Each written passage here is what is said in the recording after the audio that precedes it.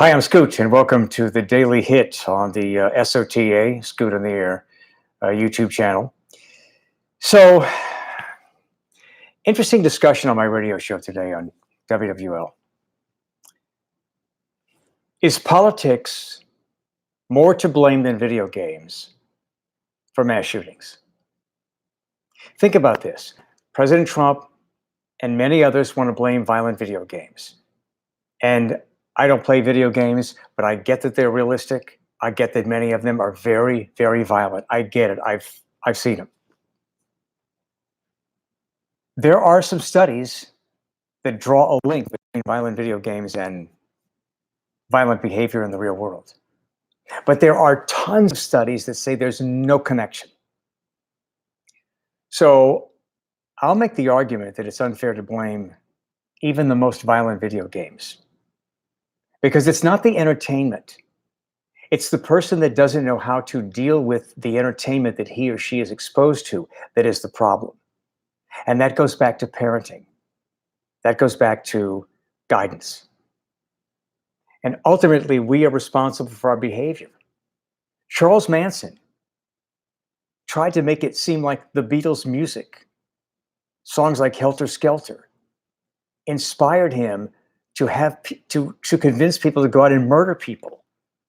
Man, back in the 70s, nobody believed that. That was just ridiculous. Of course it wasn't the Beatles' music, but today, that's the kind of stuff that's taken seriously. You know, we're responsible for our behavior. And if we don't know how to see something and then go out and act appropriately in the real world, that's not the fault of what we've seen. That's our fault. Or the fault of those who never guided us, who never taught us as kids right from wrong. I learned right from wrong. I'm sure you did as well. But it occurs to me that politics is more to blame, and it's unfair for politicians to want to blame something like violent video games. And some of the comments that I got on my Facebook page, Scoot on the Air, are disturbing to me. I hope the Facebook audience isn't a perfect reflection of America, because if it is, it's really scary AF. So the shooter in El Paso had ties to right-wing wacko ideology. Not Republicans, not right-wing wacko ideology, right-wing extremism.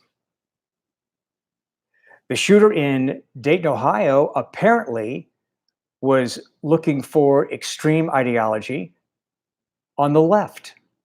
And he appears to be a liberal wingnut, if you will. So we don't know about in the case in Dayton, but there's little doubt from what we know at this point that the shooter in El Paso was motivated by politics and immigration. And that's what inspired him to go shoot people.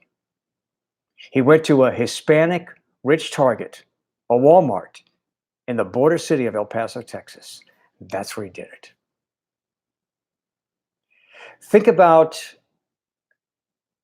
the guy who shot Congressman Steve Scalise a few years ago. He was a liberal. He was a Democrat. He went out to purposely target Republicans because he wanted to kill Republicans. He was motivated by politics. Think about the reason that some people commit these mass murders. They're angry. They're upset. And it's with society, it's with politics, it's with social issues. And so they manifest that anger by going out and killing people. So I think it's really fair to say, and you can give me your opinion, but I think it's really fair to say that politics does indeed motivate many mass shootings, much more so than violent video games. But in posting this on the WWL Radio Facebook page and the SOTA Facebook page, there were a lot of comments about, no, the media is to blame because I posed the question, can politics be blamed for some mass shootings? A lot of people want to blame the media. Okay, explain that to me. How's the media to blame? The media, let me turn my phone off here real quick. Um, the media reports the news. Quite often, the media sensationalizes the news because that's what gets your attention. It is ultimately the audience that determines what the news covers and how the news covers it.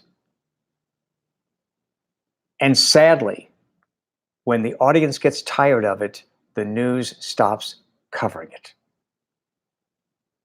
And that's sad because, again, the audience doesn't always know what's most important. The most important issues and topics are not covered.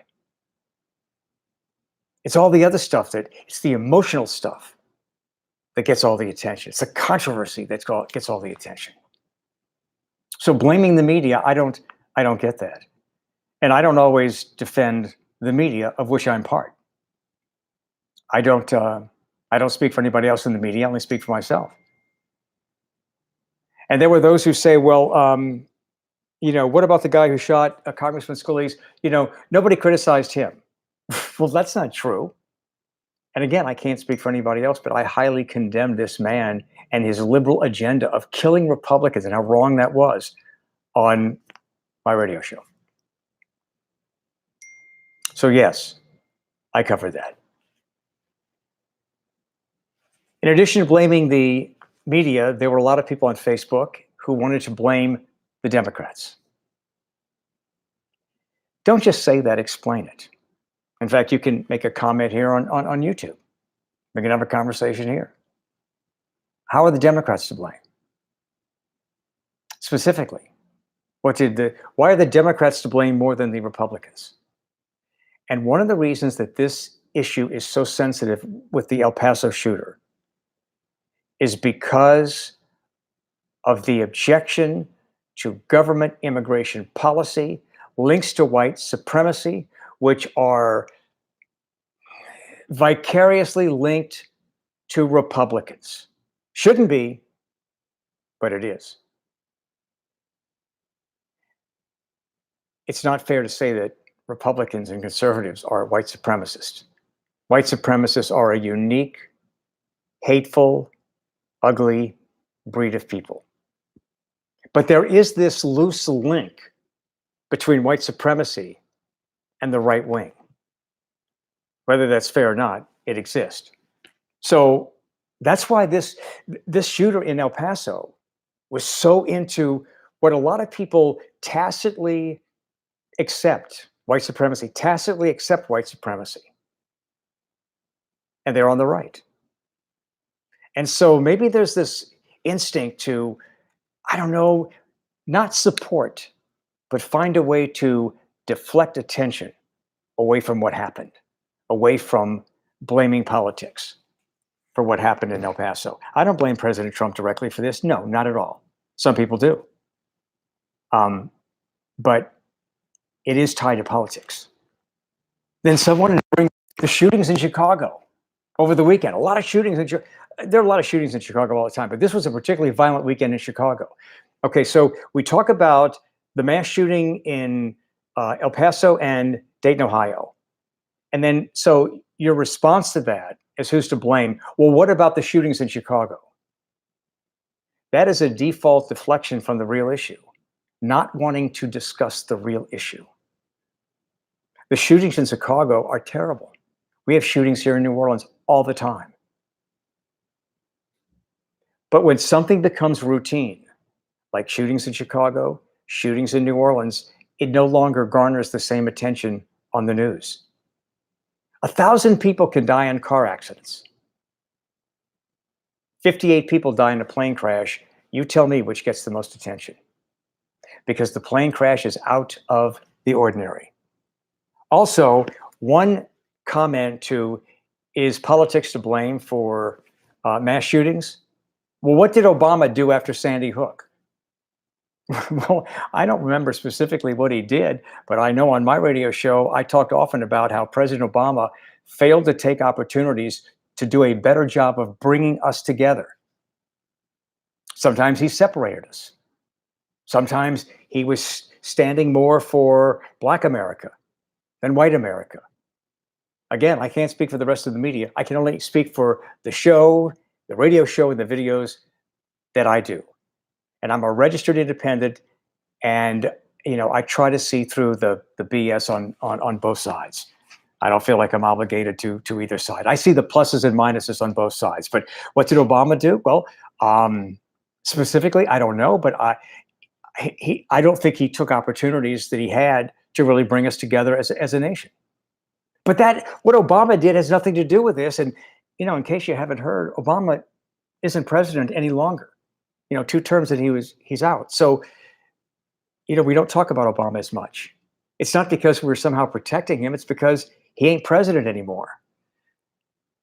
And I'm just looking at more posts about blaming the media and blaming the Democrats. I don't understand how you can blame the Democrats and not equally blame the Republicans, because politics is involved here. And what bothers me most is the selective hearing that people possess, the desire for confirmation bias, not caring about the facts, not caring about what is really said, but making your mind hear what you want your mind to hear, making your eyes see what you want your eyes to see, seeking the things that confirm what you believe as opposed to seeking the truth. And the truth barely exists any longer. We can disagree on opinions, but we should agree on what is true. We can have different opinions about what the truth means, but the truth is the truth. Facts are facts. And so this is a disturbing time in America. And I don't see this ending anytime soon. And as I've said before, I'll say it again. These mass shootings are the new norm. And by saying that, what we're doing is saying, hey, let's define this as the new norm. Let's face that reality, because that's the first step toward finding a way to solve the problem. And I don't know that we're ever going to solve it completely, because there are people who have this desire to go out and just manifest their anger right away by shooting people. There were 2 people at a Walmart in Baton Rouge, just north of New Orleans, earlier today. And they're in the customer service line, which I understand can be a very frustrating thing. I've got firsthand experience with that. But honestly, Walmart has done a good job when I've gone there, had to return something. So these 2 guys get into an argument at the customer service line. I mean, what are you arguing about? I mean, I was here first, or I can't believe you're returning that item. I mean, I don't know. How bad could that argument have been? Well, the argument at Walmart got so bad, both men pulled out guns and shot at each other. I mean, they're standing right there shooting at each other. They missed each other and they hit an innocent bystander who was at Walmart to buy a lunchbox for his kid who's heading back to school. Now, if you go to Walmart to buy a lunchbox for your kid as a new school year is about to begin, and you are shot by 2 people who get into an argument in a customer service line, and the way to solve the argument, the way to settle it, is to pull out guns. That's the world we live in. So I think it's fair to say that politics today has inspired some people on both sides to commit horrific acts, getting riled up, getting caught up in the fear that is dispensed by both sides. This is one of the things that's leading to mass shootings, not video games. I'm Scoot. You can find me on radio. It's www.amfmn.com. And so what you can do is download the radio.com app and then just type in WWL and listen to my show. It's on 1 to 4 New Orleans time, Central time. And if you're tired of all right-wing radio, if you're tired of all liberal media, then you might like my show. You're not going to agree with everything I say, and that's okay because this is America. But as I said, I'm a registered independent, and I love being in that position. I've got an opinion about everything, and I vote for a Republican or a Democrat. I guess I'd vote for an independent if it was the right person, but I registered as an independent because I just can't stand the idea that I would be officially attached to either political tribe. And that's what they are, tribes, because America's practicing political tribalism. I hope the day comes when we break out of this, but in the meantime, I guess all we can do is just have fun talking about it. You can also go to WWL.com, and that's our website, and you can stream the show live. So thanks for joining me here on the Daily Hit on the SOTA Scoot on the Air YouTube channel.